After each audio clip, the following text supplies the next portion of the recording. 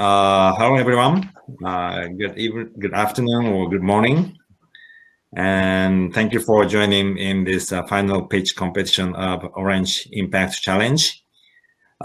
Please enjoy the live pitches from the 7 finalists, followed by the virtual booth, where you can directly talk with any of the startups.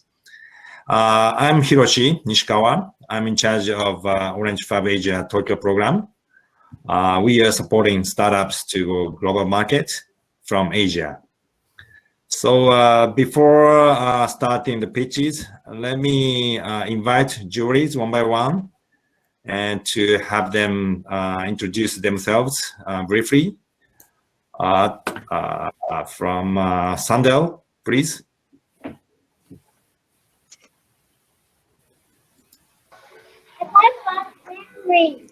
I'll stop sharing. Okay.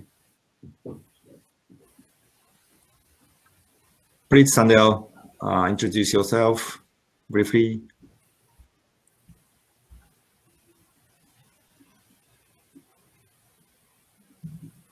Okay. So, Sander Verlingen, Business Development Manager at Dell Technologies, focused on digital cities and part of our global digital cities team, which is based in Singapore.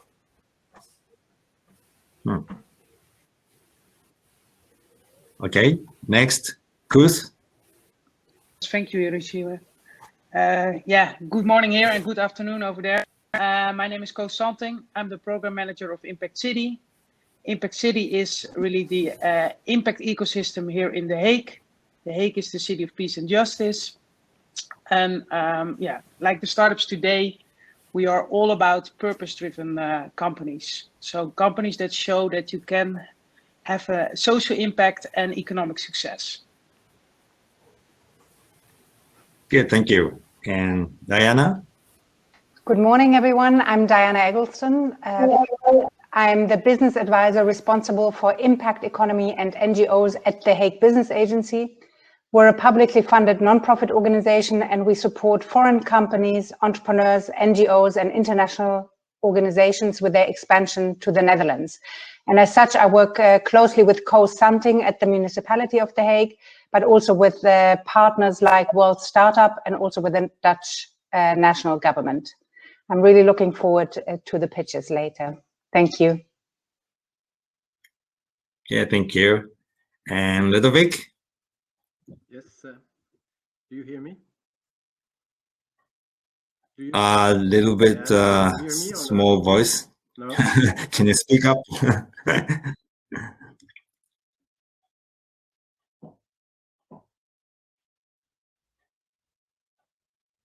No, we can't hear you. Mute, Ludovic. You're on mute. Hello, it's better now? Yeah. You hear me? Yes. Okay, very good. Sorry. Hello, everyone. I'm Ludovic, and I'm working for the Orange Fab in France, and especially on the international level. We have 18 Fab in the world, and I'm trying to do the coordination between the Fab and especially for the startups and the business development of the startup who wants to go abroad and go international. And I'm trying to help with that. That's it. Thanks. Okay, good. And Sergey? Hi, everyone. I'm sourcing and program coordinator at World Startup, which is a global entrepreneurship platform based in The Hague, and we support impact-driven startups with market access and impacts together with our partners, among which the ones that are present here. Yeah. Okay, thank you. Thank you, everyone. Not particularly, all of them are from Europe. It's a little bit early morning, right? Thank you so much. And okay, let's start the pitch session. So the juries, please mute your audio and maybe turn off the video. Okay, thank you. And the first startup is Clue. I keep getting kicked out from the stage. Okay. Yeah. Yeah. Okay. I shared your slides now. Thank you. Okay. Sorry about the technical issues. Hi, everybody. Good morning, good afternoon, good evening. My name is Rama. I'm the founder and CEO of Clue. We are an AI-powered collaborative surveillance system solution, mainly focusing on smart city. Next, please. Next, please. Yes. We are first established in 2016 in Indonesia, focusing on the smart city space, mostly on AI and IoT. We have partners, we have established in Indonesia as well as in Singapore. We have partners in other countries as well, mostly in Asia. Next, please.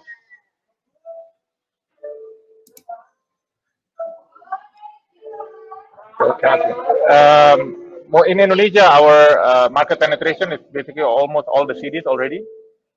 In total, we have empowered more than 70 cities for smart cities as well as safe cities. Next, please. Slightly delayed.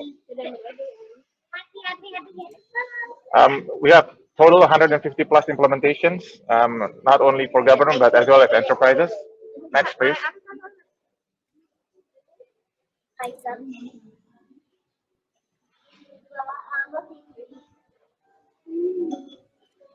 So, by data, there is 1 billion surveillance cameras will be watching around the world by 2021 and in public places.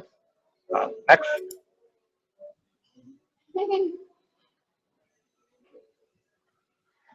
And 99% of the surveillance cameras are either edge-based cameras or simply not proactive or not reporting issues.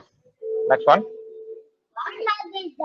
So this creates three impacts. The first one is for the edge-based ones, it's expensive hardware upgrade. And for the not proactive one is slower response on field issues as well as inefficient security patrolling system. Next, please. Yeah. So what we do is we put brain to any CCTV that is available out there, adding AI for detecting violations, intrusion, suspicious, and anomaly. What makes us unique is we connect those problems or reports to the on-ground personnel to respond, report, as well as collaborate to each other. And all of the data will be monitored by the management and then can use for creating policy as well as grading KPI of the field workers. Next, please. So this is basically the solution, how it looks like. It's a dashboard empowering CCTVs, detecting vehicles, objects, and items, also powered with GIS. All of the data will be responded by the responders as such on the left in the mobile app. Next, please.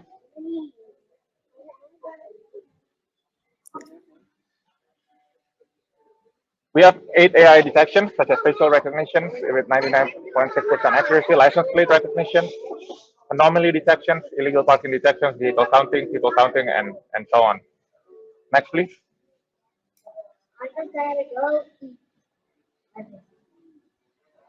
The delay is crazy. So what we have provided with our clients is immediate savings up to 55%, reducing on-ground personnel, augmented by AI, productivity improvement up to 300%, as well as increase of response time. Next one. So we have been helping the government in Indonesia, National Police Force especially. We have empowered more than 70,000 police officers, as well as empowering more than 20,000 CCTVs, guarding the international events such as ASEAN Games, as well as IMF. Next one. Not only on the national level, but as well as on the property developers level. We have empowered more than 5 biggest property developers in Indonesia, such as this one, helping them to reduce manpower up to 30%. Next one. Also used for buildings and malls, and as well as office. Next one. So our solutions can be used from the national level until like an office space level. Next one, please.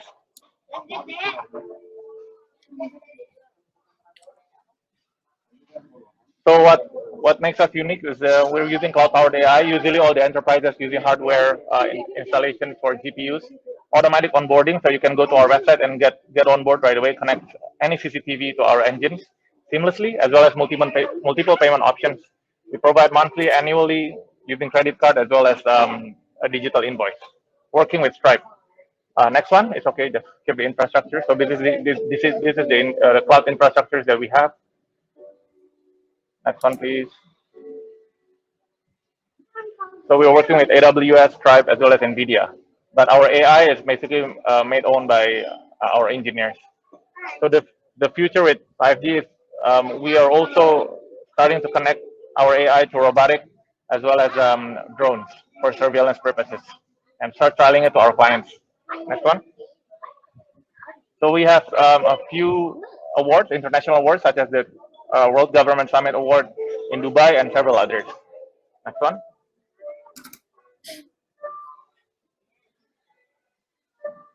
Our clients also get awarded due to the social impact that they made to the citizens as well as society. Next one, please.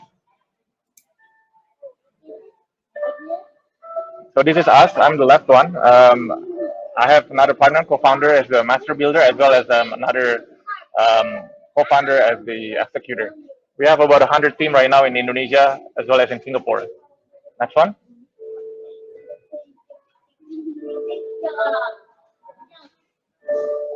Next. So this is recently we launched our beta system for the automatic onboarding system. So you can go to our website and just get on board to our system and connect any CCTVs and register all the manpower that you have using the total solutions seamlessly with a very affordable price. This is an example of working with Stripe. Next one. Final page. So go to beta.coolwork.com, get on board automatically to get 14 days trial, and let's contribute on making a safer world. Thank you very much. Sorry for the trouble.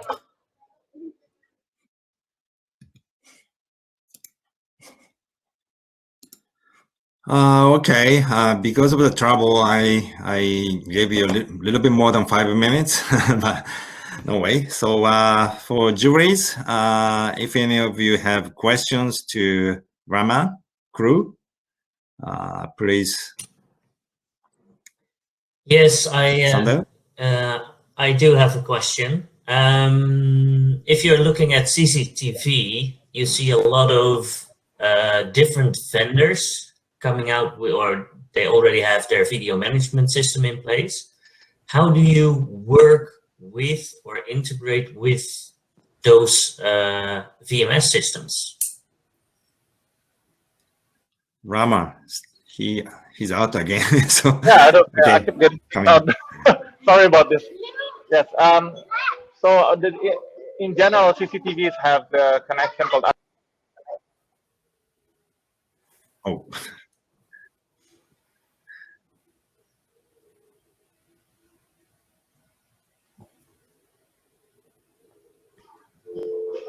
Sorry, got kicked out again. Yes, so in general, CCTV has the connection called RTSP. So the RTSP is the one that we process with our engine and make it into AI, convert it into AI. So our engine works with any kind of CCTV that is available in the market, basically. So you already have work with the big ones like Milestone, Genetech.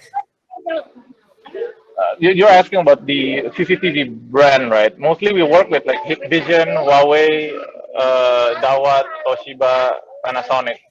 But mostly for the CCTV hardware, we process it with our engine. Yeah, that's what. Okay. Yeah. Okay, so my question would be like, if you go to a city in Europe where there are already a lot of cameras in place, how do you connect to those cameras? How would that work for the city itself or for the police? So the cameras normally they connect to NVR or the VMS, and then we just capture the stream, and then put it in our platform and convert it into AI. So from the CCTVs, the streaming is already can get connected to our engine, to our platform, using RTSP. Okay, thank you. Okay, maybe we're out of time. So, Dianna? I have a question. Oh, you have a question? Oh, he's gone. I'll save it for later. Maybe we should move on to the next person. Yeah, thank you. Okay, next startup is Specti. Thank you for waiting, Katerina. Hi, can you hear me? Yes. Please try to share your screen. I hope it works this time.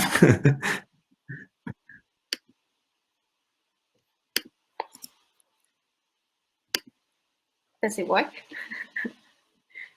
Okay, yeah. Yeah, thank you. So hi, everyone from Copenhagen. My name is Katrina Falk. I'm the marketing manager of Specti. Specti was founded in 2011 after the Great East Japan earthquake. At that time, fake news flooded social media, and it was really hard to get there to understand what's happening and what's needed due to the physical damage to the transport networks. That's why at that time, our CEO and founder, Murakami Kenjiro, thought, if we can better utilize social media with everyone having a smartphone in hand and uploading videos and pictures of what's happening from where they are, social media can actually be used as a fast and accurate source of information. So in order to build a more resilient world, we are hoping to visualize the crisis. And by crisis, we are not just looking at natural disasters, but also climate change, political turbulences, and even the pandemic that we are facing nowadays. One of our main products is called Specti Pro. Specti Pro utilizes AI technologies of image and language analysis to filter out the noise on social media. For example, every minute, there are 400 hours of videos being uploaded to YouTube alone. It will be impossible to scan through all those information with just human manpower, which is why we are using AI technology to compile every fact check and useful information into a dashboard, a map, and also a fast alert system so that our clients can understand what's happening and where fast and accurately. Here is an example of what we do. Back in 2019, there was a huge arson attack in Kyoto where 36 people died. The attack happened in the morning at around 10:30 something, and by 10:41, we were able to deliver our first report on the incident by sourcing from social media. At 10:57, we were able to identify the exact location. With our assistance, a TV station was able to break the news within just less than an hour from when the attack actually happened. By the time the fire was contained at 15:19, we have delivered in total 48 reports on the incident by looking at social media. Here you can imagine how it can greatly benefit governments, enterprises, and news agencies. Because with our products, people can respond to disasters faster and more efficiently. We can have better risk management and secure our employee safety. It will also be an essential tool for people to stay updated and connected. Going forward, we are hoping to expand our data sources. In other words, we will not just be looking at social media, but also getting data from satellites, vehicles, wearable devices, smart poles, and security camera footage. With our products, we hope to help build Society 5.0, which we define as a human-centered society that balances economic advancement with the resolutions of social issues by a system that highly integrates the cyberspace and the physical space. On top of risk management, we hope to work towards better disaster forecasts, building smart cities, and having mobility as a service. In order to actualize our goal, we are already working with SoftBank on their smart city project in Takeshiba, where you can expect cashierless checkout, secure lobbies 24/7, and easy access to offices.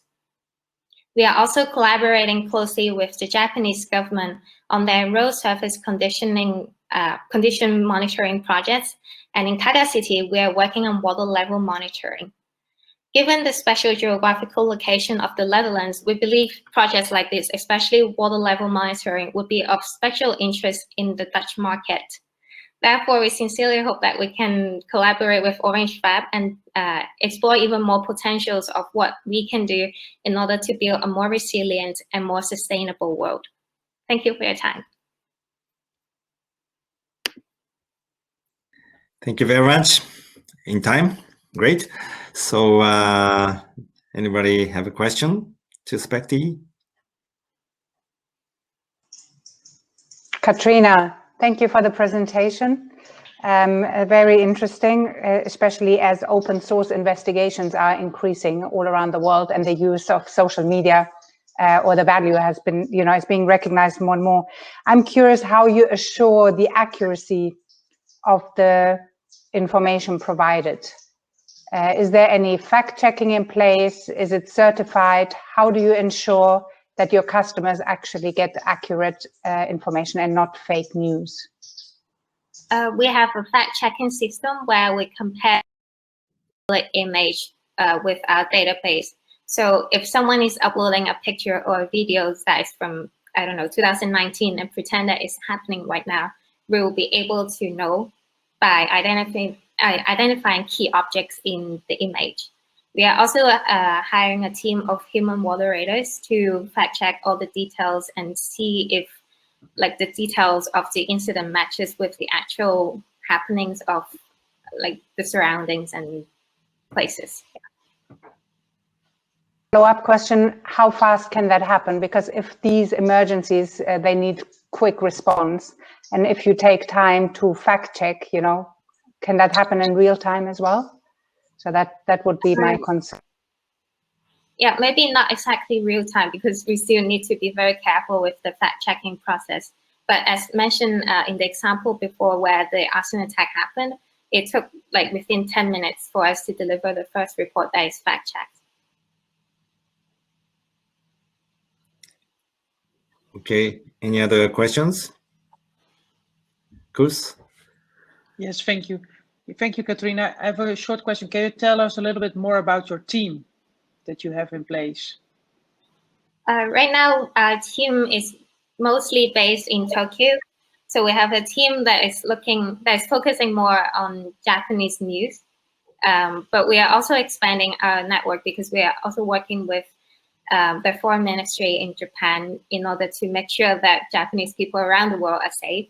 So we also have an international team that look at international news. Founding team.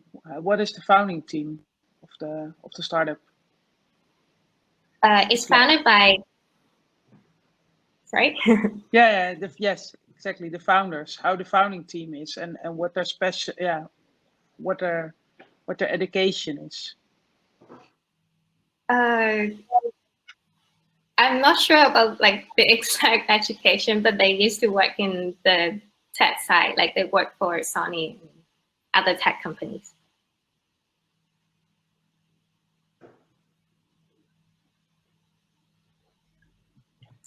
Any other question? Yeah, I have a question myself. Okay. Do you hear me? Yep. Yep. Okay. If you plan to go international, I guess, especially for the fact-checking, you will need to have a local team in every country you want to deploy your solution.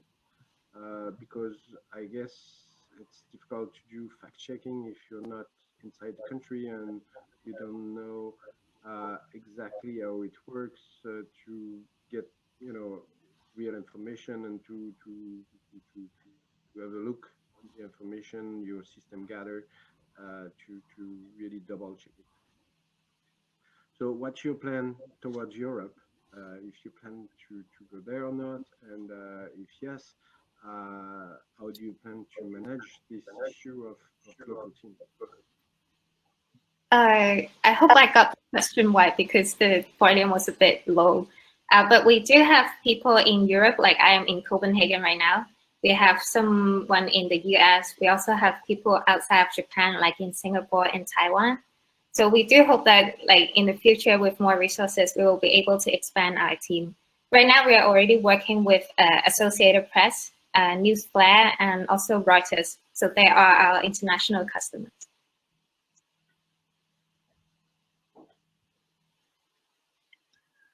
Okay, maybe that's all. It's time. So thank you very much, Catalina. So juries, please don't forget to score the presentation. Thank you very much. You already have a link to the scorecard, right? Okay, let's move on to the next pitch. It's from Pirika. Kojima-san, please join. Hi, can you hear me, guys? Hi. Can you hear me? Okay. Yes. Can you share your screen? Yes. Can you see my screen? Yes, it's working. Okay, thank you. Let's start. Yep. Hi, my name is Fujio Kojima, founder of Pirika. Pirika means beautiful in Japanese. We are a hybrid organization of a for-profit company and a non-profit association. At Pirika, we are focusing on the problem of waste and specifically on the leakage of plastic into the environment. Pirika has been approaching that problem of waste from 3 angles. There are picking up litter, surveying litter on land, and surveying waste in rivers and oceans. So let me explain about that. For picking up litter, we developed an app that has the same name as our company, Pirika. Pirika is a social media platform for sharing photographs of the litter as it is picked up. Between 2011 and 2012, over 160 million pieces of litter were picked up in 108 countries. Here are some photos that they have shared. For individuals, the app is free. I hope you will find out for yourself how it feels to join this global movement. For businesses and local governments that want to advertise and encourage cleanup activities, we offer additional service for a fee. This is our business model. And we can provide quantitative data about which products and brands are being picked up as litter. And then this information can be used to develop targeted solutions. The 2 other areas of focus for our company take the quantitative data aspect further. We have one service for land and the other for water. First, I'll talk about the one that we use for land. Takanome is a litter mapping service that leverages the video capacity of smartphones. It can identify the number and types of litter that appear in the video. The output includes a heat map showing relative concentrations of litter. This allows governments and organizations to make informed decisions about how to spend their cleanup budgets. Recently, our client base has been expanding beyond governments to include tobacco companies and beverage companies. For survey of plastic in water, we have Albatross. In our investigation, we focus on 2 pieces of information, leakage items and leakage pathways. These 2 pieces of information are important for developing efficient solutions.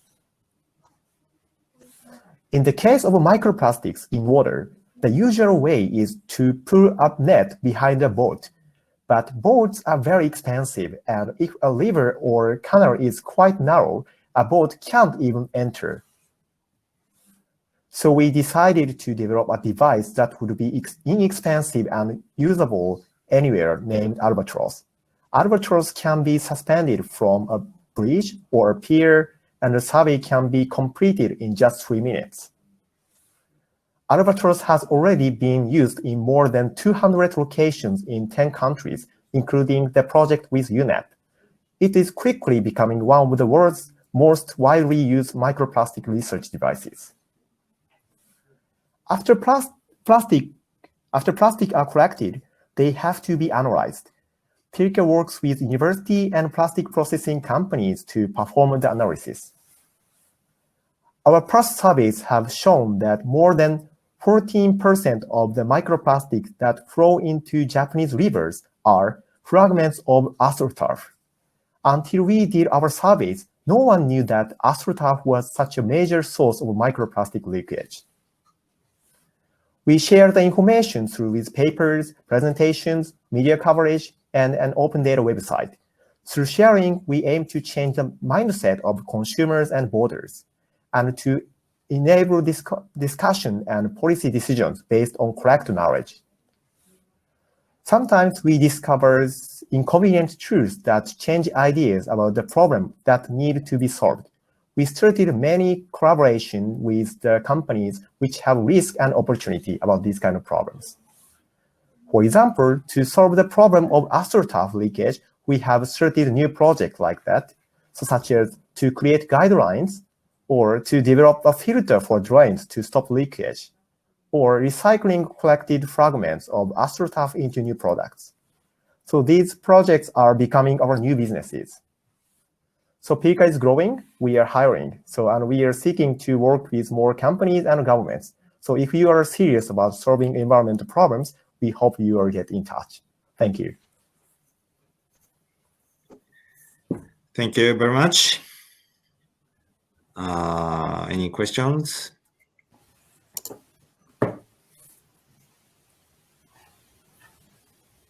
Sergey? Yeah. Presentation. I just have a couple of questions, and the first one is about your anti-litter app, Pirka. Okay. How do you identify people to actually pick up the garbage and to take the picture of that, etc., and share it? Because people sometimes do it naturally, and sometimes they just don't do it, unfortunately. So I'm just curious if there is an intensification. Yeah.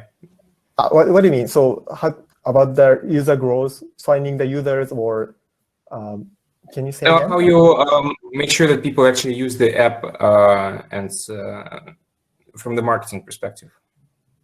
So we just checking so they post the photographs and the location data and comments and something, and so we can understand where and who picked up later and cleaning up their areas. Do it make sense? I think I couldn't answer your question. Maybe I can ask the same question Okay. a little bit differently. Yeah. Oh yeah. Why should I use the app Okay. as a user? Actually, so there are so many volunteer cleanup activity users are in Japan and in the world, but so mostly they pick up the readers with nobodies, so just alone, and so they feel so much loneliness, and but so they can collaborate and they can communicate each other with our app, and so it's a new experience for them, So that is why community and communication is a big motivation for our users.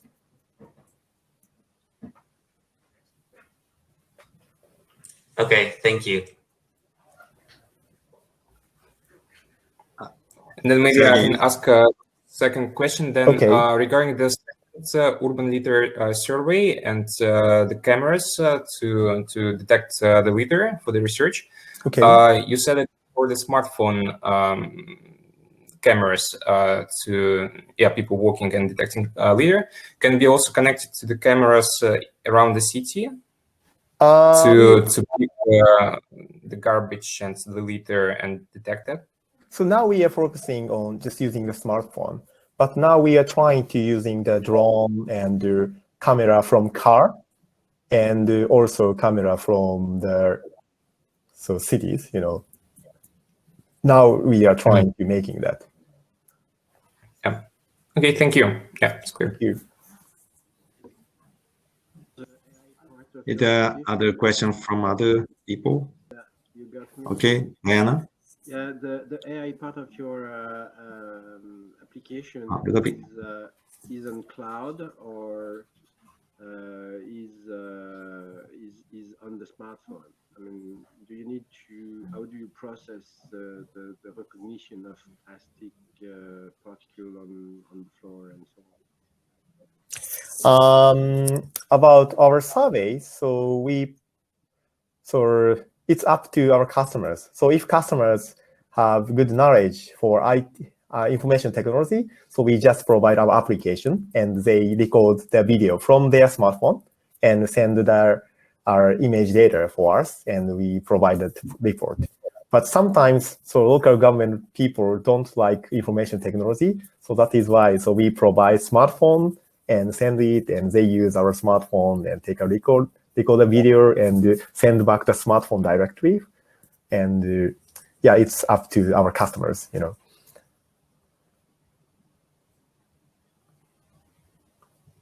So who do you see as your customer? How do you get paid? So mostly local government in Japan or environmental consultants in Japan and some of Southeast Asia countries. They pay for using the app or pay for report, you know. okay. Okay, it's time. So yeah. Can we finish now? Sorry. Okay, Kojima-san, thank you very much. Thank you very much. Yeah, of course, we have booth time after the pitch session. So if juries or anybody, any audiences have questions, please directly talk to the startups in the booth later. Okay, good. Thank you very much. So the next startup is Synspective. Hello. Okay. All right. Sorry. Hello. Hello. Am I audible? Yep. Yeah. Thank you. Thank you so much. Okay, we can see your slides now. Okay. Thank you very much. Representing Synspective, I would like to convey our gratitude to be present in this event. My name is Pujet, Customer Solution Engineer Manager in Synspective, Japan. Our business is about the geospatial in geospatial data domain. Synspective is the first company in the world to be a one-stop monitoring service provider that does both data acquisition using synthetic aperture radar or SAR satellites, and also doing data analysis in-house. We aim for the delivery of a fully remote and advanced Earth monitoring system in the format of solution as a service or SaaS that can effectively support business decision-making. Doing these two business models provides customer with higher degree of guarantee that they will always get data that they want in an easy to call action fashion. This separates us from other space business startups or from other geospatial information providers. We operate under the mission of contribution to sustainable development goals by expanding perspective in decision-making through radar satellite technology and solution, especially SDGs number 7, 9, 11, and 13. Unlike other type of satellites, our radar satellite operates under any weather situation. We aim to have 6 satellites at least in the upcoming 2 years to increase the satellite revisit period. Our first satellite was launched in December last year, making us the world's third company to have its own monitoring SAR satellite. We received a lot of praise because this launch was a success at the very first attempt. On the geospatial business side, our top 2 geo SaaS products are technological mix between radar, AI, and cloud technology. These 2 products are available for users under subscription model. On the left, Synspective land displacement monitoring service delivers displacement monitoring data in millimeter scale for a wide and frequent observation, which is usually expensive to obtain in other methods. This data helps understand and manage risk of sinkhole appearance for construction companies, risk of tailing dam collapse for mining companies, risk of pipeline deformation for oil and gas companies, also monitor the land subsidence, and also stability and manage risk of slope failure and landslide for disaster management authorities. And on the right side, Synspective flood damage assessment solution delivers flood damage data in super fast manner during or right after the flood. This data helps insurance companies in claim settlement and underwriting process, disaster management authorities in planning the aid and relief actions, as well as finance institution in their underwriting and credit score assessment. Flood data from the satellite, we consider it to be more objective and with less bias of self-reporting if compared to other type of data acquisition method, and it has wider area coverage too. And this is one of the case samples for the Synspective land displacement monitoring service. The displacement data value and pattern delivered in the service can indicate locations with the risk of sinkhole. This will help both construction companies and urban authorities plan actions before the sinkhole actually happens. Synspective land displacement monitoring service provides a lot of number of displacement data points which user can click, and upon that the graph showing the value of displacement will appear, and they will show the changing pattern of this displacement value over time. Through this SaaS product, we intend to contribute to SDG number 9 and 11, and we have been delivering the service for construction companies and also for government authorities too. And last, since its foundation just 3 years ago, Synspective has been earning a lot of world's attention from its business performance. Three biggest highlights come from a big success in Series A fundraising with accumulation of $109 million only in 1.5 year time. Success of satellite launch at the very first attempt, as well as 2 SaaS products launch both during the COVID-19 pandemic situation last year. We have been serving entities under both B2B and B2G model, both in Japan and overseas.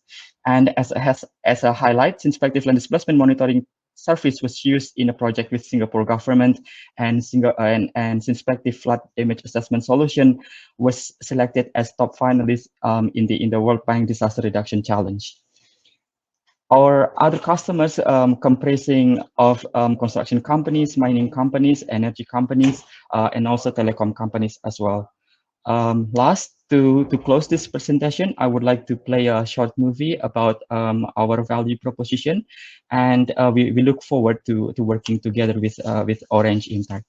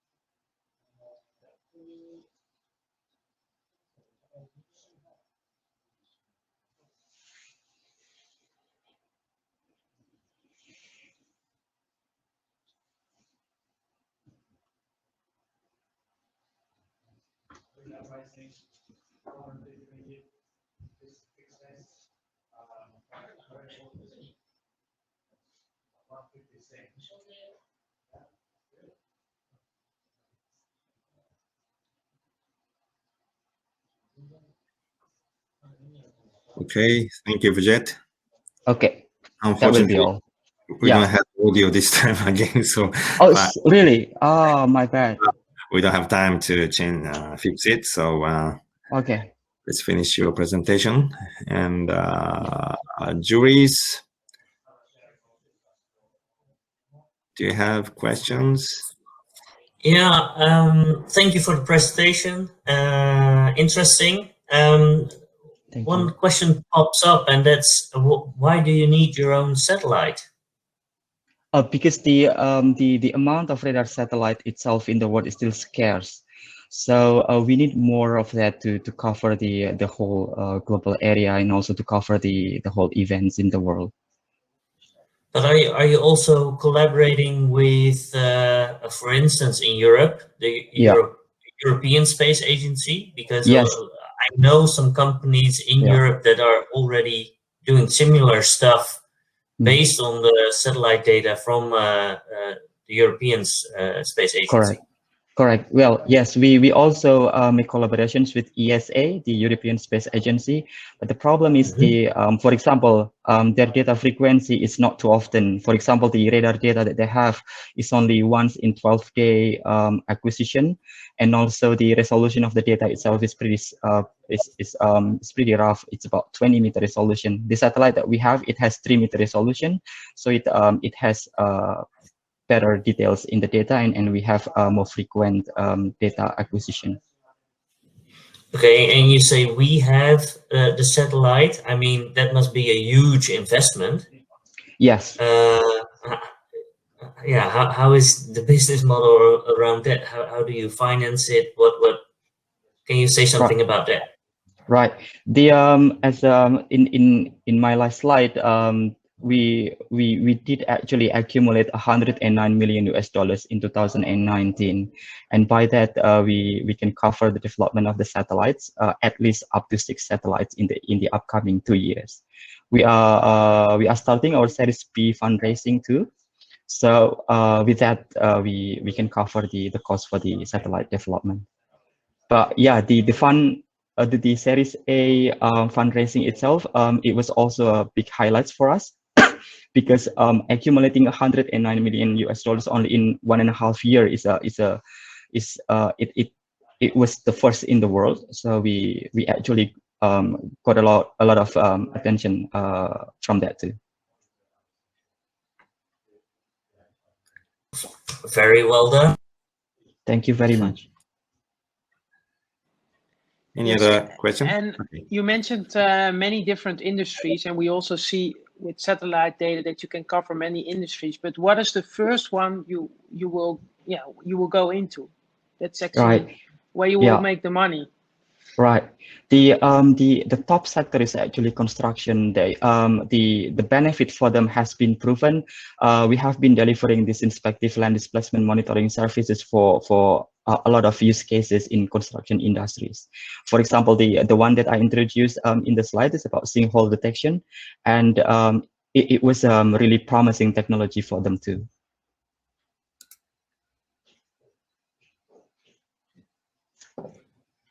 Can you maybe say something about the adoption of the technologies? So you mentioned the industries, but what other revenue streams do you gain from this? Well, we get the revenue from 2 business models. The first one is the selling the satellite data itself, and then the second one is selling the solution product as the byproduct of that satellite data. Like for example, for construction industries, they subscribe to our platform, and then they get all this displacement data. They use this for the for maintaining for road maintenance, for example, for the highway maintenance, or also for detecting locations risky of sinkholes appearance in the city. And then using this yearly subscription, we get the revenue out of the solution products. Because for them, for example, for airport authorities too, it will be difficult for them to get to do survey along the plane runway, so that they rely on the satellite technology to do that. And because this technology has millimeter observation detail, they can use this in their operation. Thanks. As an addition. Okay, it's time. So thank you very much. And let's move on to the next startup. Unfortunately, one of Jory's dropped out, and it seems he cannot join again. But anyway, we have to move on. So the next startup is Plane Robotics. Please join. Hi, Hello. Hello. Can you hear me? Yes. Yeah. Can you share your screen? Yeah, sure.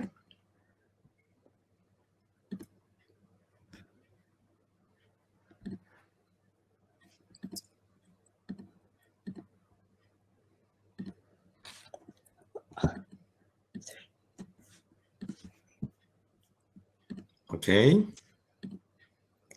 Okay. Okay, let's start. Bonsoir.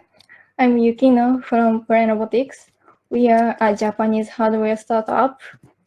Do you know the most serious problem in Japan? Today, we are facing the problem of aging population. Elderly people, as well as those with dementia, are increasing. According to the research, 18,000 senior people go missing due to dementia in 2020.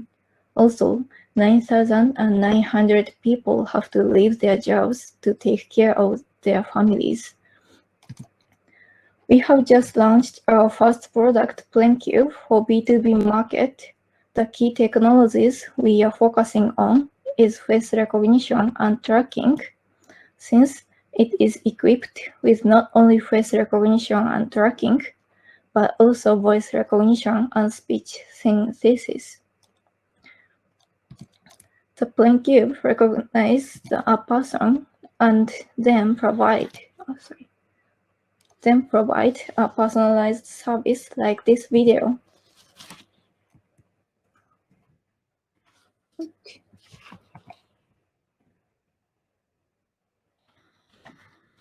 Okay, Goma. Hello.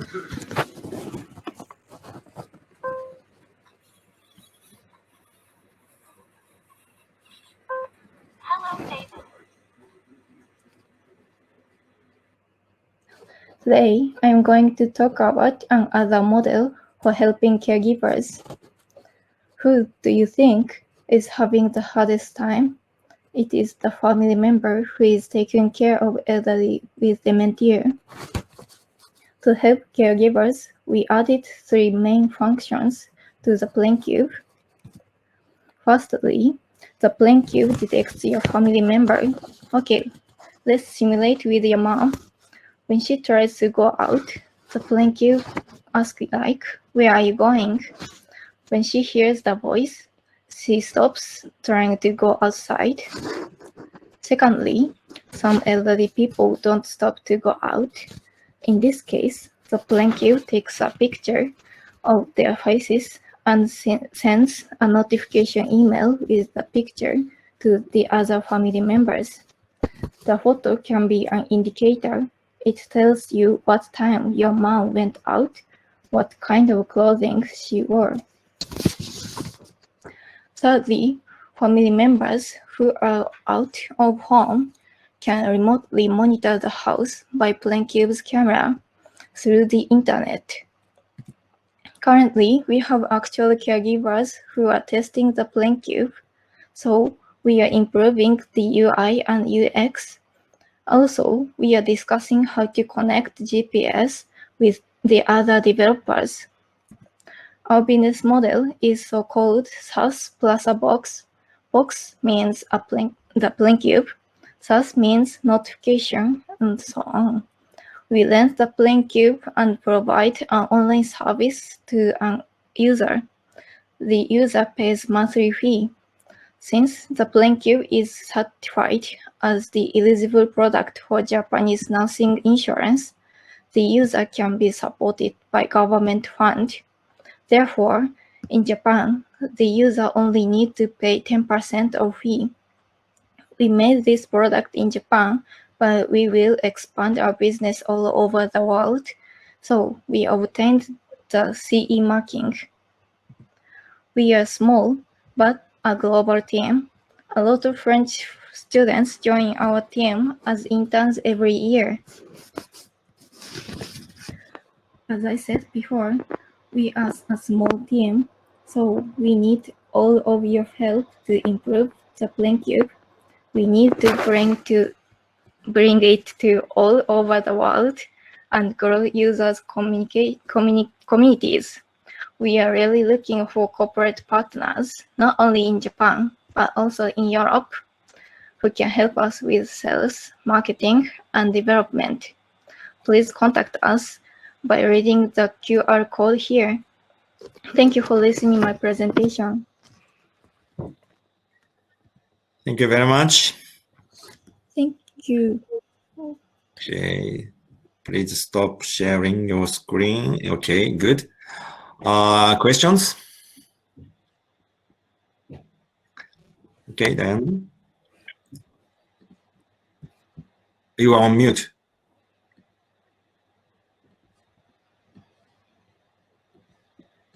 Oh, you're still mute.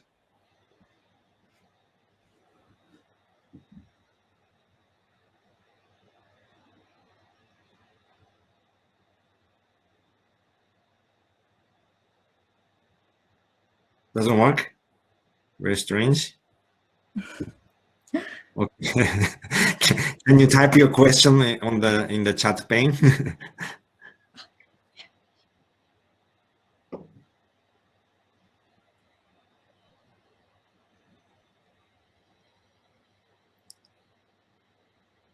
Or questions from any others?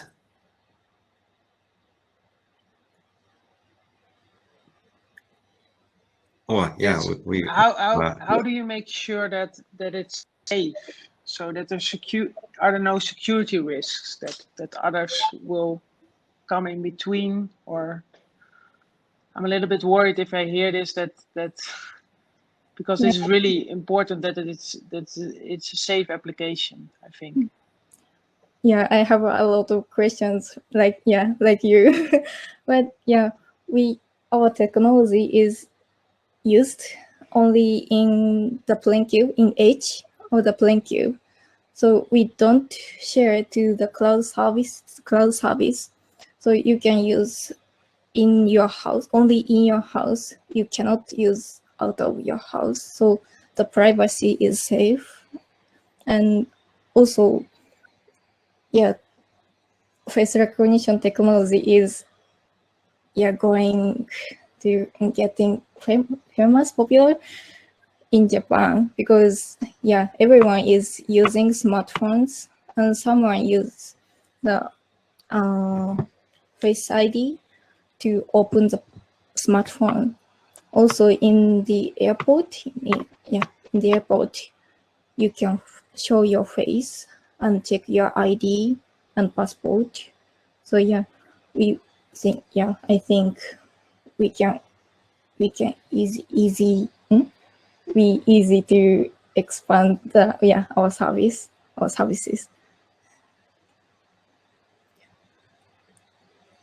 Yeah, I have a question on expanding those services. So in the video, or now you're showing the little robot, but if you wanna go into every elderly home, how do you wanna achieve that? How do I achieve? How do you want to implement this in every home of the elderly people? Sorry, I haven't got what you. Maybe distribution? You mean how do you distribute the products every single elderly homes? That's your question? So now, I got it. I have two caregivers, and they use, and also we improve the technology of the plane cube. Also, I asked the other company who tries to make the home better. Like they sell the product for welfare or insurance. Insurance. So we still keep contact. We are contacting those companies.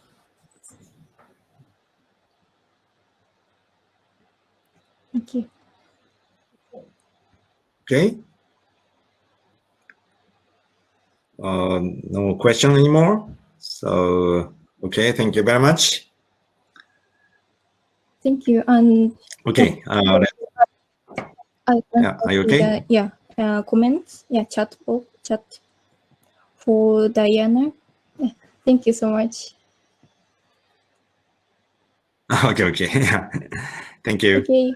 For question from Diana and other parties, perhaps. It's actually only yourself can mute or unmute. So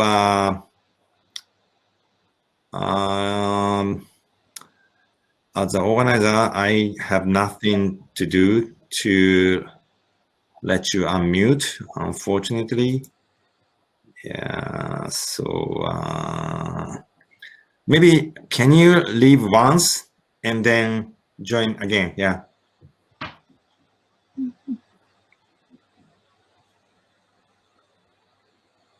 Sumida-san, you can leave now. So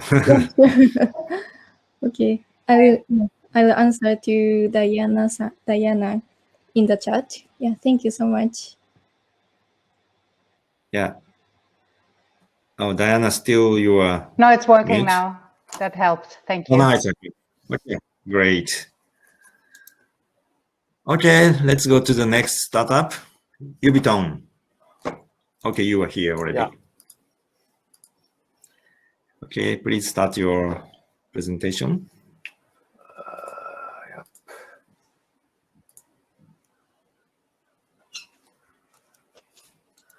Is this light screen for you? Yeah. Okay, thank you for having us. I'm Eitaro Yamatsuta, CEO of Ubiton. Ubiton is developing a wearable device for communication with deaf-blind people. Imagine if you lost your hearing and sight accidentally. For people who are not being able to see and hear, the only way to know the outside world is through contact, touches. One deaf-blind person said, "It's lonely, as if he was isolated at the bottom of the ocean." If you lost both of them, what's happened? Your friends, your jobs, and your family. Please imagine. So they have to work with an interpreter up to 8 hours per day. When interpreters are unavailable, family members take over for them. So Helen Keller is one of the most famous deaf-blind person in the world. She was an author, political activist, and lecturer. She fought for the right of other deaf-blind person, women's right for vote, and so on. One of the reasons of her achievement is her good teacher named Anne Sullivan. There are a lot of potential Helen Keller only around the world, but there are not enough Anne Sullivan. So our system provides Anne Sullivan with technology to every deaf-blind people. Some of deaf-blind people use Finger Braille system. Finger Braille is the 6-point Braille system in the left, and that you all may know, and it's replaced into 6 fingers. So our product, Ubiton, utilizes a method called this Finger Braille, and which conveys 6 dots of Braille into 6 fingers. And specifically, our system consists of device to be wear on both hands and smartphone app connected to via Bluetooth. The user, deaf-blind people, wear it on both their hand. The voice recognition of the app is transmitted to the finger, and push notification from other app are converted into format called Finger Braille and transmitted to the hand of deaf-blind people, so they can understand what's around and what happened around. We are planning to make a profit from device sales and app subscriptions. Now some Braille device cost up to $12,000. So it's very reasonable price, I think. Yeah, this is market size. Each caregiver translator get $60,000 per year in the United States, and 50,000 adults deafblind in United States, and 20,000 deafblind people in Japan, and 3 million deafblind people can be estimated in Europe. So it looks niche market, but there is a lot of potential customers. We are currently working with a non-profit organization for deafblind people in Japan and to develop and making some user tests with this system. And they comment that they love it and they want to buy it. And they can't hear and see, but yeah, he can smile with this device like this. Our board member is composed of myself and CEO and CDO. I am experienced licensed guide helper, and our functional team is able to create this device and cooperate with a local NPO and approaching NPOs around the world. Yeah, alone we can do so little. Together we can do so much. Helen Keller said, "Every people can be connected." We are looking for engineering partners and impact investment and users to test out our MVP around the world. Please help and join us to open up the world. Thank you. Thank you very much. Juris, do you have questions?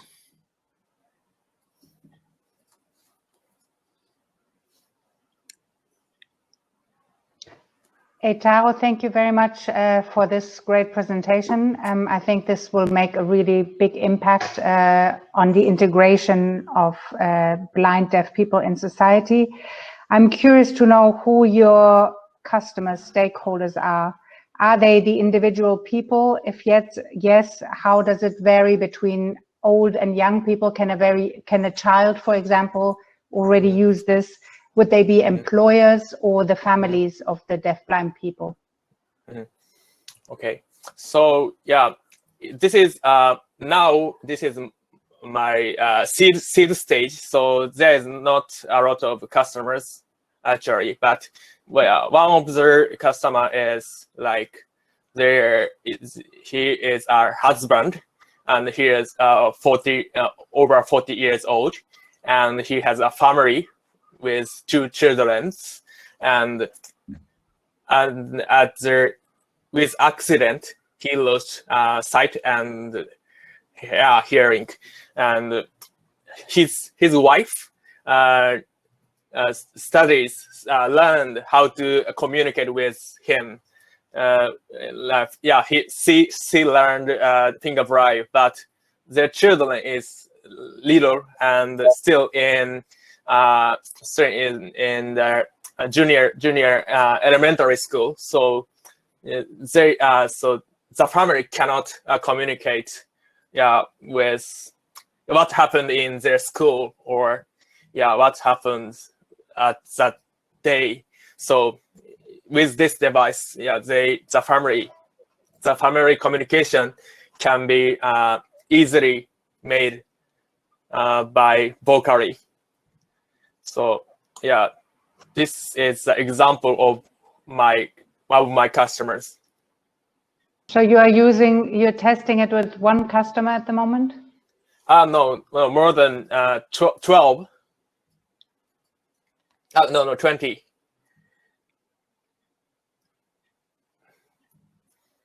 But main customer is so continuously using customer is 5 customers.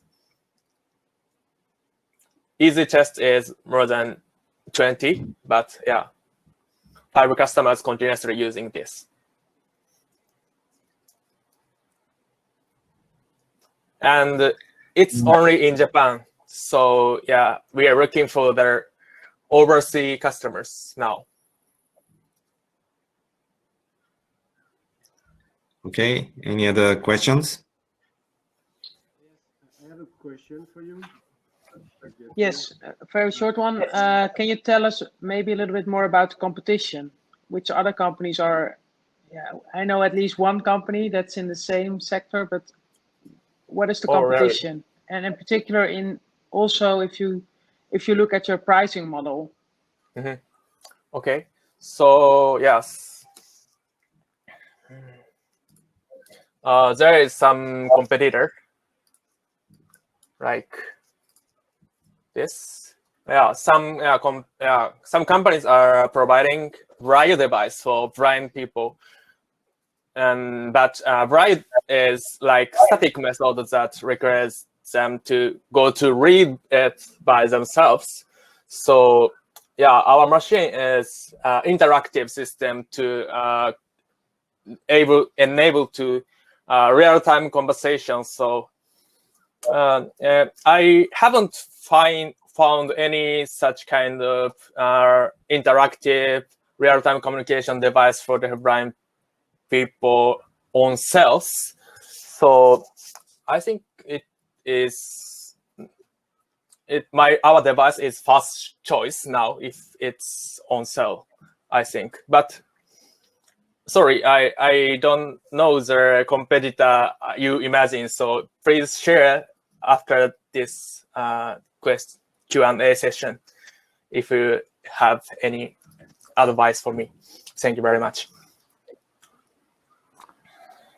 Okay, Ludovic, do you have a question as well?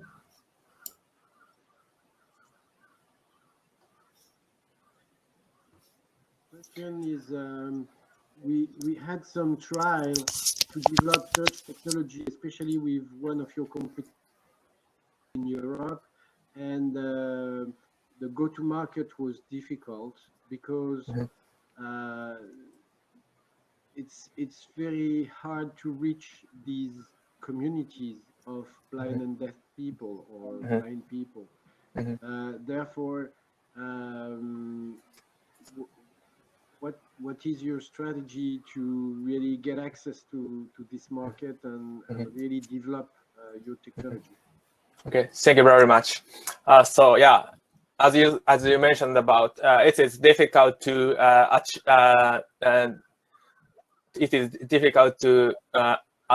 go to individually, but there's many NPOs for the blind people in each area.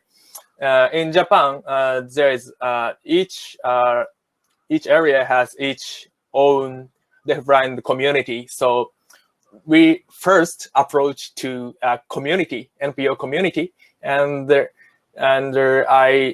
introduce their mentors, I mean instructors, and then deliver to individual. So yeah, they touch and feel their device in their local NPOs, and then distribute each individual user. This is my strategy, and yeah, I'm approaching their. I'm emailing to each local NPOs now.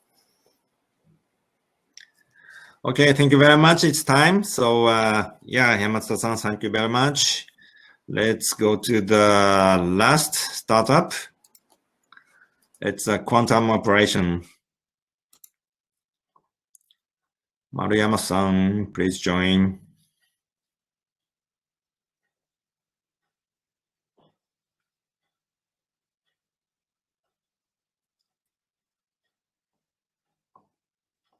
Maruyama-san, are you here?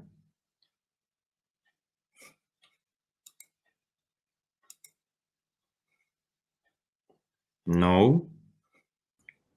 Yeah, I'm here. Yeah. Can you hear? It's strange. I will send it. Oh, he's coming. Okay. Can you hear me? No. No? Okay. Good. Okay, yeah. Okay, please share your Okay, screen please. to start the page.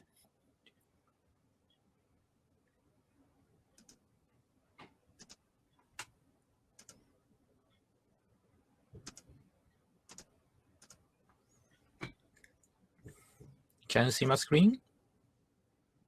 Yes. Okay, I'll start. Let's start. Hi, everyone. I'll talk about reduced needle and pain, and I'm Sumi Mariyama from Quantum Operation. Okay, let's get started. Do you know there are many small children who suffer diabetes? They cannot produce insulin in their bodies, so they have to prick their fingers to monitor glucose many times, sometimes 10 times a day in every day, every week for their whole life. Do you think it is very painful? Not only children, but also 1 in 11 adults suffers diabetes in the world, and about 10% of the world healthcare costs are exclusively spent only on diabetes. It's huge money and very big problem. So our solution is we are developing world's first non-invasive wearable glucometer for continuous monitoring. Our solution has a strength in 2 points. One is sensoring and modeling technology of us. We have expertise and we can develop easy and compact wearable device. The other is open API's policy with partners. Usually, famous wearable company wants to build closed ecosystem and control data. But we are not a big company and want to collaborate in open API policy with partners, so they can easily connect with their application with us. This slide shows our prototype. We now have prototype and we can get exact number of glucose data already. The graph in right side is our in-house comparison test between existing sensor and our prototype. There is the same tendency with market product. So we are aiming to be the world first provider for this device. About competition. In the market, there are not only famous brands, but also low price health watch.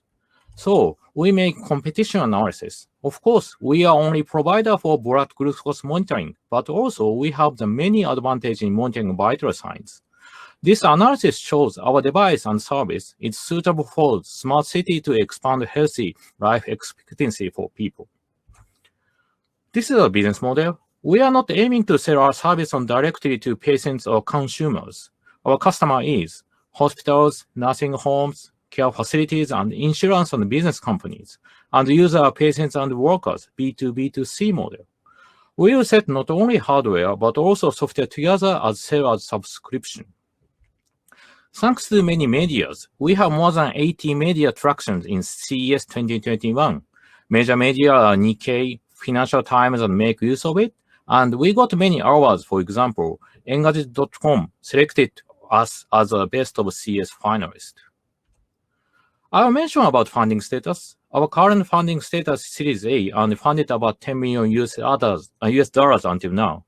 And as a strong partner, we have a capital alliance with Japanese business corporation. One is Taisho Pharmaceutical, one of leading pharmaceutical company in Japan, and the other is Alfresser, one of Japanese largest medical wholesalers. This is our team. Our team members are 20 now, and we have variety in backgrounds. I will introduce some. Our hardware engineer Komata has expertise in circuit design to reduce power consumption and has experience in design small devices. Our software engineer Ryu has great experience in healthcare application. Our data science Tanaka have knowledge about monitoring design and AI analysis.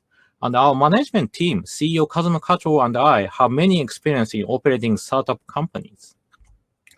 In our advisory board, Mr. Kubota has many experience in medical wearable device in Nihon Koden, famous Japanese medical device corporation, and he is so-called father of vital sensors.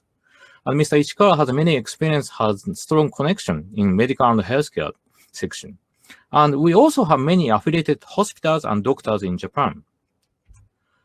Now our aiming and ask is meeting with investors and partners. We will start next funding round in 2021 this spring, and we will raise money to expand mass production and invest to future development.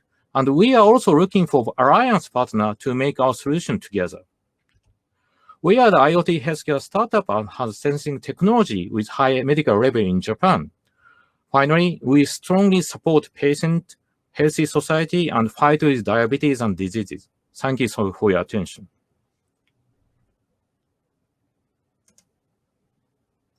Thank you very much. Okay, questions? Yes, thank you for your presentation. Looks really nice. I was wondering if you've already got investments for over 60 million. How many users do you already have, and where are they, well, located? Okay, thank you for your question. So until now, we funded about 10 million US, not 60, but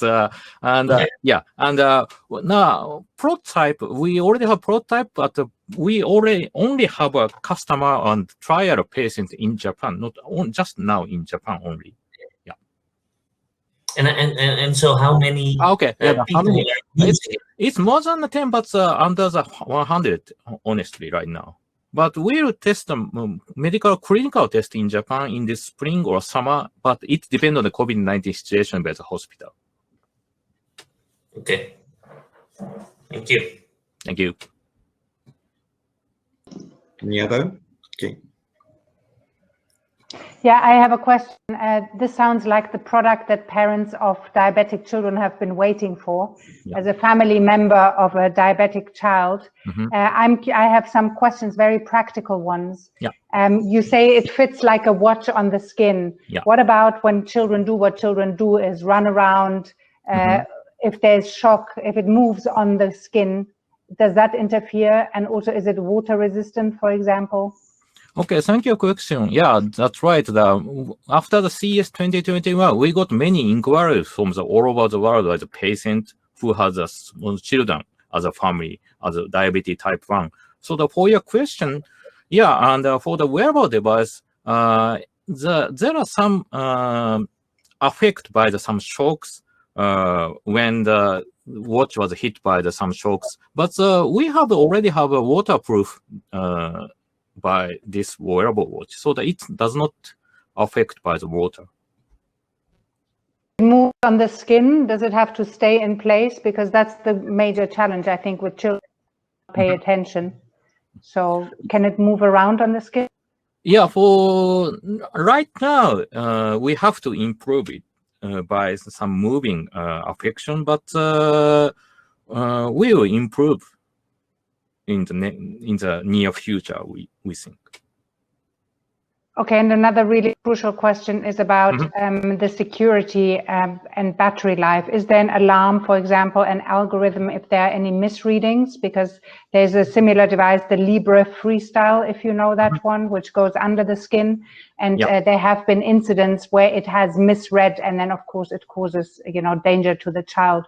So what is the backup plan if your device stops reading accurately? Okay, yes, we know the freestyle level already. And as a presentation, we compare with the freestyle level with our sensor, so that we know that. Yeah, and we have to make some backup plan, but if now we are in the prototype stage that we don't have yet, honestly. Thank you.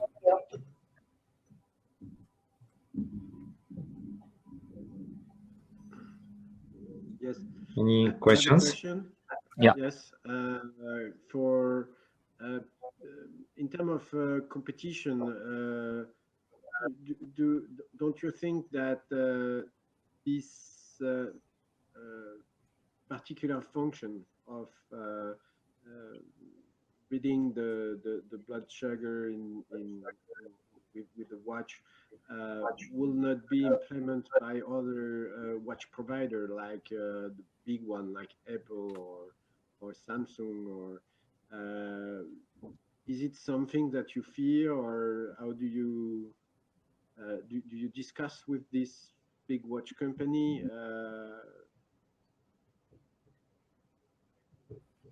Oh, okay. Thank you for your question. And honestly, after we are showing at the CES, after that, some newspaper, news company published that the Apple or the Samsung will be go to the market with a diabetic wearable watch in the diabetes. And also, we are talking to such a company already, but of course, they does not show the exact technology for us, and neither of us. So that we are not sure, but there are some differences between them, we think.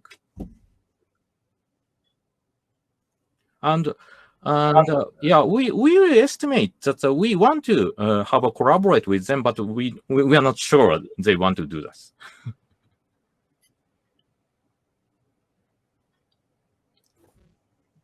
Then maybe a small follow-up question for me. Is it IP protected, the technology, or that's not that unique in a way, or yeah? Okay, yes. Thank you for your question. And we already applied our patent not only in Japan, but also in the PCT already. Yeah. Okay. Thank you. Okay, it's time. So thank you very much. Thank you. So we finished all the pitches. So juries, please input your score to everyone. And before the discussion about the judges, we're going to have the presentation from our partner, World Startup. This event, Orange Impact Challenge, is co-organized with World Startup. And Sergey, he will present about World Startup. Thank you, Sergey. Thank you, Hiroshi, and thanks everyone. Actually, thanks participants for the pitches and hard work that you have already put in developing your solutions. And it's very nice to see how you are aiming to expand your impact and also locally. And I'm sure that the ecosystem partners who are also present here are going to help you reach your goals. I'm looking forward to start working with in one way or another with other ventures. Hi, Heidi. And now a few words about World Startup. So World Startup is a global entrepreneurship platform. And we support impact-driven ventures from idea to scale up in a way that we support startups through the entire journey.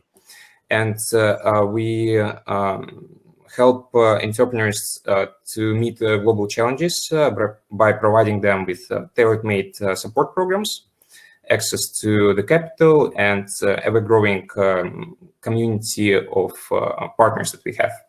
All together to make sure that ventures, they have market access, they have opportunities to collaborate on the projects that's purpose-driven, and we do it together with the partners and quite globally. And we do it as a team. Let me just try to share the screen because it doesn't work now. Doesn't work? Oh, now it seems to be working. Yeah, and we do it. We support entrepreneurs as a team of experienced entrepreneurs acting as a linking pin in the making sure that the ventures get access to the markets and available resources.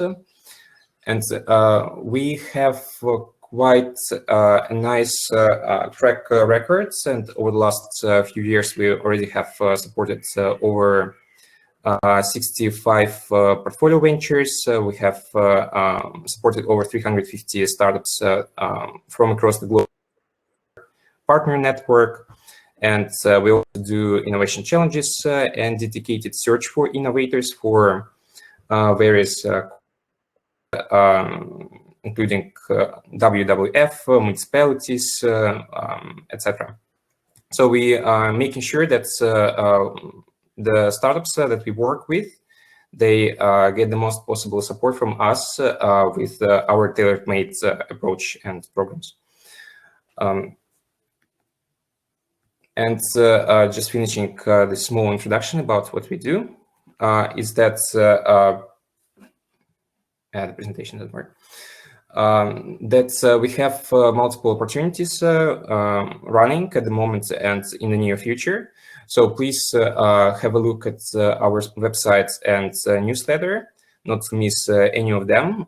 We have multiple trainings, we have multiple co-creation opportunities. And if you have any questions, please reach out to me, and hopefully to start working with all of you soon. Okay, thank you very much. So the juries, please leave this stage to move on to the another meeting space to discuss, to decide who is the winner.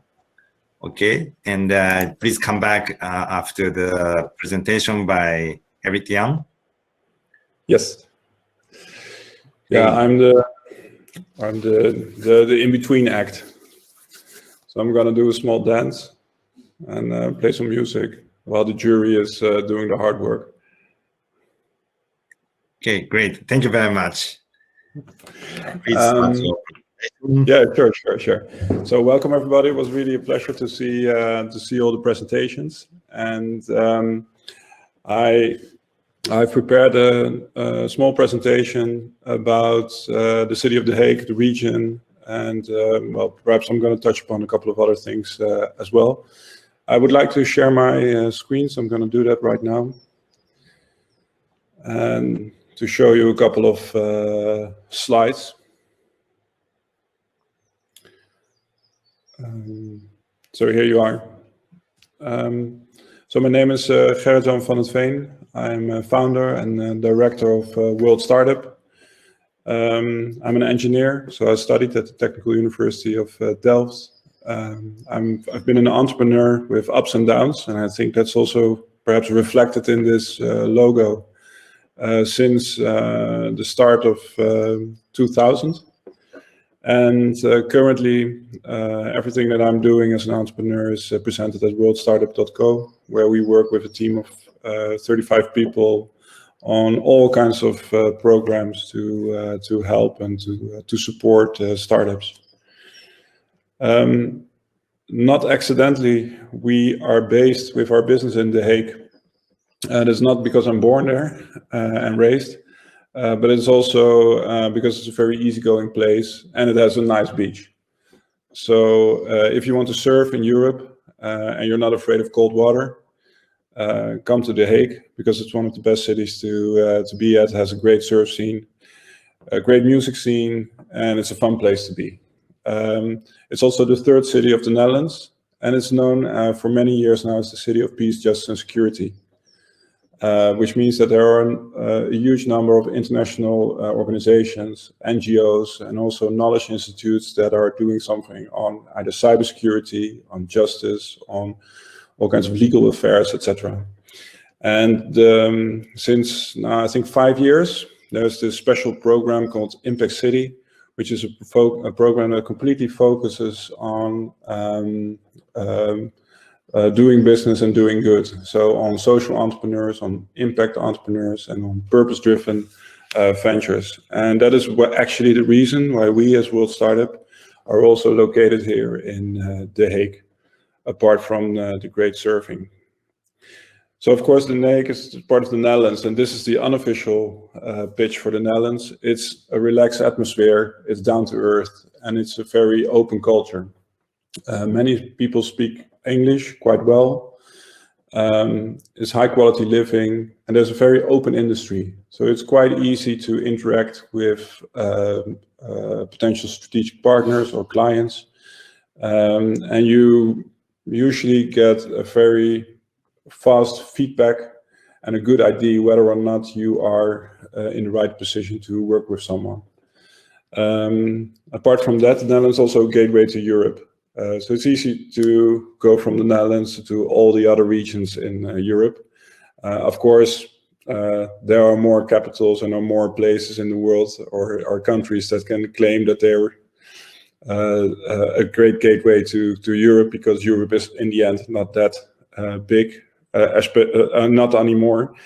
But still, the accessibility of Europe through the Netherlands is quite good, also because of our open culture.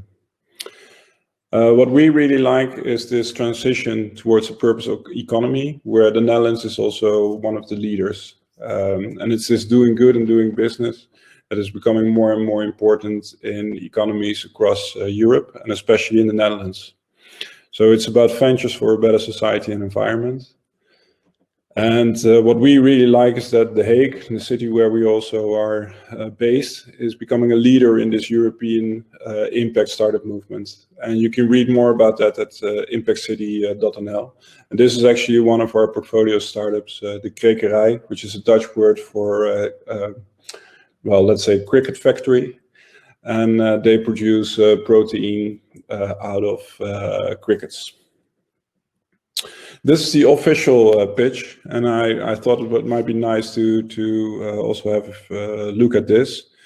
So here you see the region where we are located within the Netherlands. It almost looks like a, if you would go a little bit more north, you would be in Amsterdam.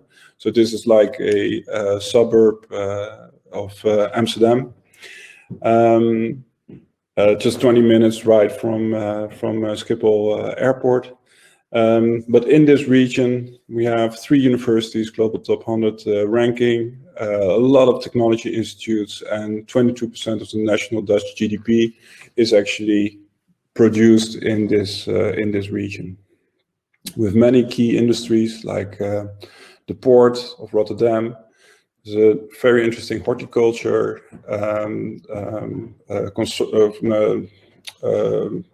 market.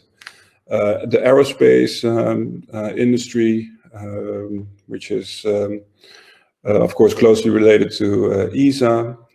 There's a high-tech industry, life science and health, cybersecurity, digital technology, sustainable energy, circular economy. And you can read a lot more about that at investinrotterdamthehaguearea.org, which is quite a, well, nice website where you can find a lot of information about this region. There's also something interesting going on in the Netherlands in terms of the development of the startup ecosystem. This is kind of a, well, very simple. There are a couple of cities like Eindhoven, Rotterdam, The Hague, Amsterdam, Utrecht, Groningen that are year by year working on a stronger startup ecosystem with TechLeap as one of the now providing guidance and as an international representation of this ecosystem. You can go to techleap.nl and then you find more information about the Dutch startup ecosystem. And it's, well, these are a couple of tech communities that are part of The Hague, part of Rotterdam, and also important in the Dutch startup ecosystem. And what you also see is that there is a growing VC landscape. So not all of you that were in the presentation today are looking for capital, but if you want to raise capital, especially for a purpose-driven enterprise or a purpose-driven venture, then it's becoming more and more easy. It's easier in the Netherlands to get access to the right capital because of the growing numbers of angel investors, VCs, impact funds, etc. Just a small tip. This is actually one of our portfolio companies as well, You from Singapore.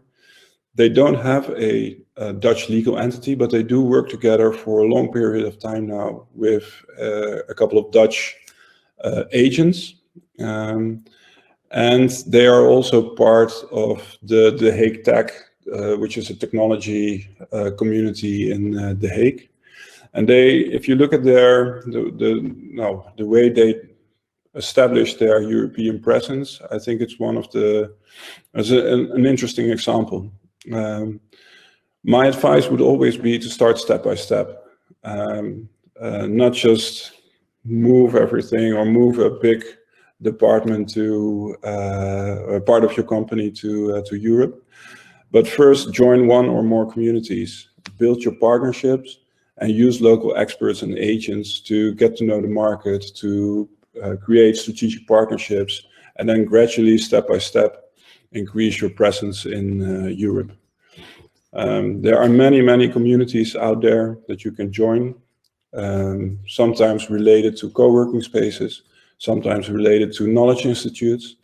And well, I can tell from experience that it really helps to take this step-by-step community approach to set up your business in a successful way, and also to pivot a little bit while you are looking for that stronghold in Europe.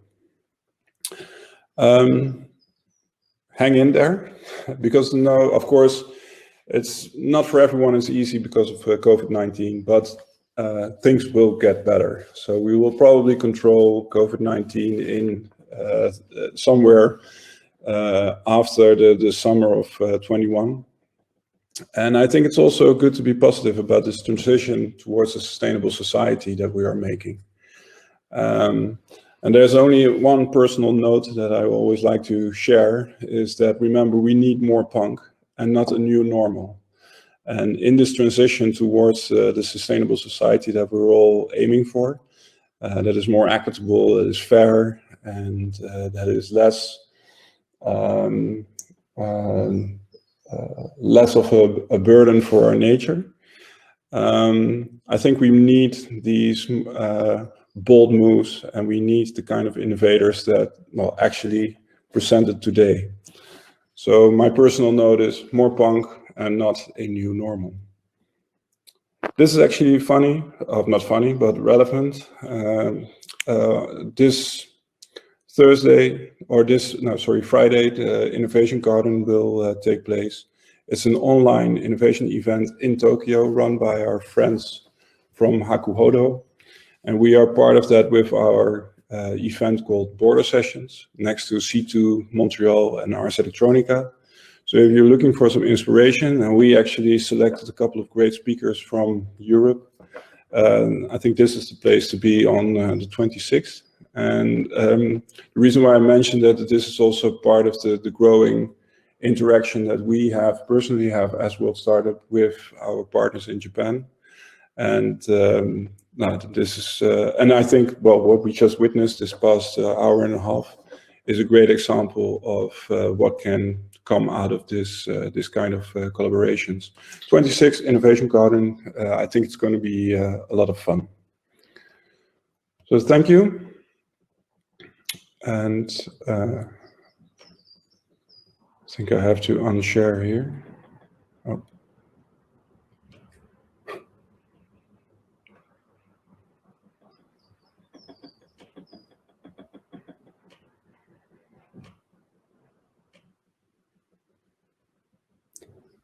Can you, yeah. Are there any questions in the chat?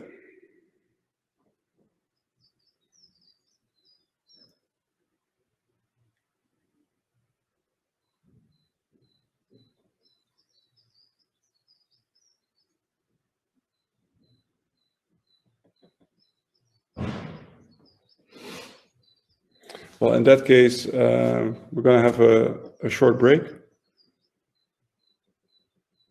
Yes, so thank you for all the great pitches. We listened to 7 very interesting solutions, propositions, and we had our deliberation, which was not easy. However, we had to pick one winner. We would have liked to choose a few more, but I'm very pleased to share that we have decided for Pirica. So congratulations. We're looking forward to the next steps. And we also look forward to talking to all of you in the expo shortly. Thank you. Thank you very much. Maybe Kojima-san, please join. Okay, Thank you very much. I'm very surprised and yeah, very happy. Thank you. That's all. Well done. Thank you. Congratulations. Great work. Thank you. Okay, we will have the expo time until 6:30 Japan time. It's what time? I don't know in the Netherlands, but yeah, we have 30 minutes for the booth session. So please click the Expo button on your left to go into the Expo zone. You can find the 7 startups and the World Startup, the booth. So you can directly communicate with the startup. Thank you very much. Thank you. Thank Thank you. you. Thank you, everyone, for See you on verse. in touch. Sorry, not showing.